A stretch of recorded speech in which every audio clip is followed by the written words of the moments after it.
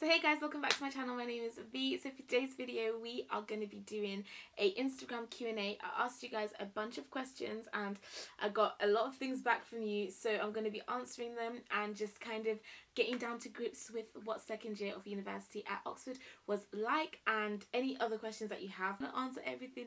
Just get straight to what you guys want to know. So the first question is, what's dating life like in Oxford? Have you had any luck? Let me tell you something. For me, dating in Oxford is basically impossible. I haven't dated in the 3 years that I've been here. I do not date in Oxford.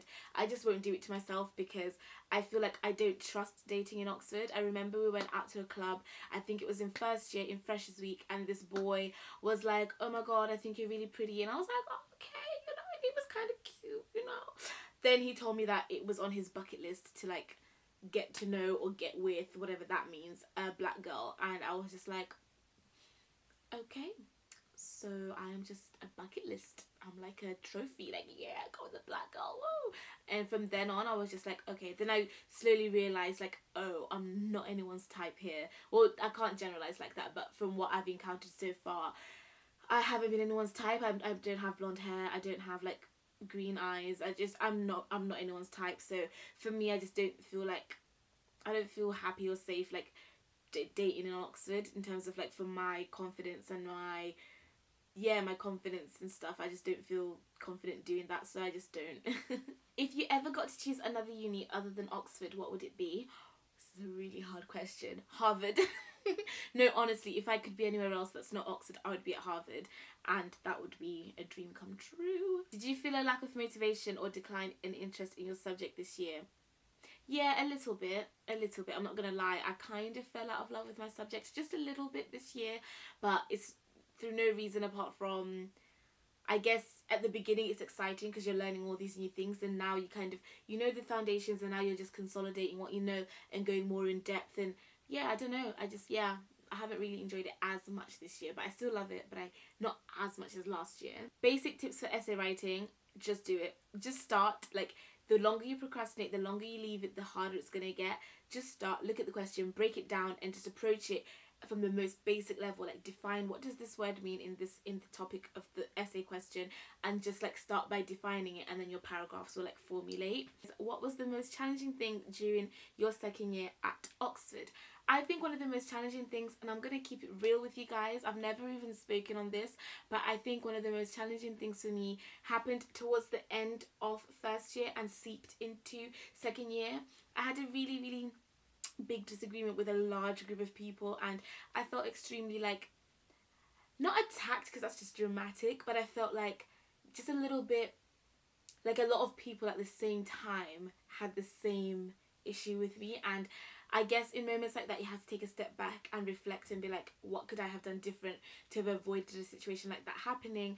And in that moment in time, I just felt so lost and so like alone, and I think it made my Oxford experience a little bit dark for a while. I just didn't want to see anyone. I felt a lot of like social anxiety. I just didn't want to go anywhere. I especially did not want to like vlog around campus, or I just didn't trust anyone apart from like Josh and a few of my other close friends like Malala, Kia, that kind of group. But I just felt alone. A lot of the people apologized in the end and it all got sorted, but for a while I still felt very much like on edge, like, oh, did they really mean it when they said like sorry or this and that? And it really affected me for a long time. I used to cry a lot about it, and I'm not a crier, like I don't really get upset or think deep into things because I just think there's always a glass like half full scenario. But in that moment, it wasn't nice.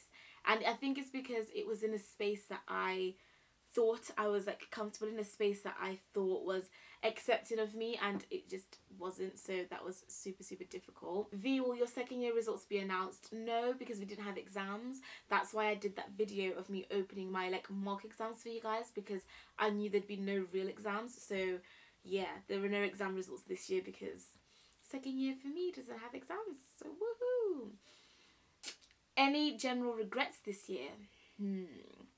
I think my biggest regrets go back to what I was talking about in the question.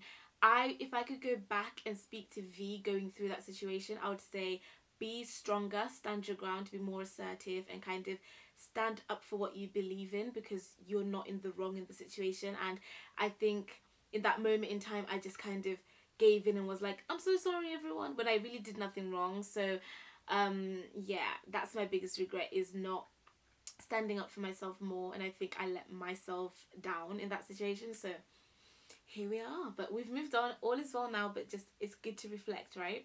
What were challenges you faced but didn't expect during your second year? So we've already spoken about that thing in terms of friendship wise. Academically, I think this term was challenging because I was facing unfamiliar subject like Egyptian art and architecture. I was so used to doing Greek history and Roman history that I felt out of my depth. But now I feel like I'm more to grips with it. I enjoy it a lot, and I'm really glad that I chose an option that I didn't know anything about, because it's helped like widen my perspective and help me understand my subject better. Was the workload more intense in comparison to last year? I think it was the same. It was quite similar. I've always had a lot of essays. I think Oxford's workload just stays the same, just the intensity of it. So this year was harder. This year was definitely harder. Did you feel less or more pressure going into second year? I think I felt less, because I feel like me passing my first year and doing so well helped me kind of feel like, V, you belong here, you've got this, you deserve this, you're smart enough, go. So yeah, I had a good time. How have you been able to micromanage everything? YouTube, studying, self-care? I don't know, to be honest. I think when you do a lot, you learn how to do a lot in a little amount of time. So if I know I've only got 5 hours to do work on my essay, then 2 hours I have to do YouTube, and then 1 hour I have to spend every hour doing what you're supposed to be doing. Whereas if I had like 25 hours to do one essay, best believe I'm going to procrastinate for 15 hours, try to do it for 3, sleep for 2, then spend the rest doing it, because I know I've got more time, I can relax. What are some of the things that helped you get through stressful times at Oxford? I think YouTube, I think you guys, and social media. So like whenever I was feeling down, I would be open about it on social media, and a lot of you would send so many messages, especially Instagram. I feel like that's the place where I have the most interaction with you guys. And whenever I was feeling down, you could tell as well, because I wouldn't post as much. I would just be like quiet, and you guys would always check up on me. So I think when I'm going through stress, my sister, my mum, and you guys are very, very, very helpful in like helping me get out of it and being like, come on, you can do this, motivation. And that is really incredible. Did you enjoy uni more after A-levels? I don't get the question, but I guess it's saying, do you enjoy uni or A-levels more? Definitely university. You're more independent, you have your own like living space, you have your own money to manage, you're going to your lectures and no one's like checking up on you, so you're kind of accountable for you and your actions. I just think it's a lot better, whereas like at A-levels you're still independent, but it's under like a microscope in a sense. So I think that uni is much better. Like I found myself more, I'm like older, I'm wiser.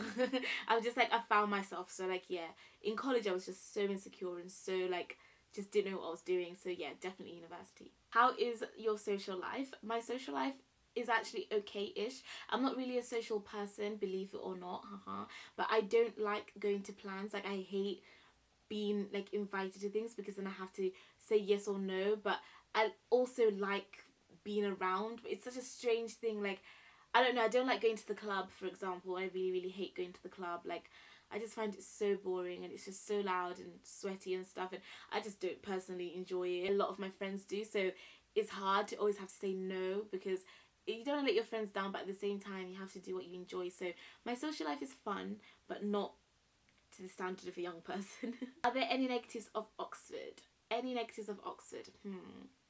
I think the lack of diversity is definitely a negative, 100%.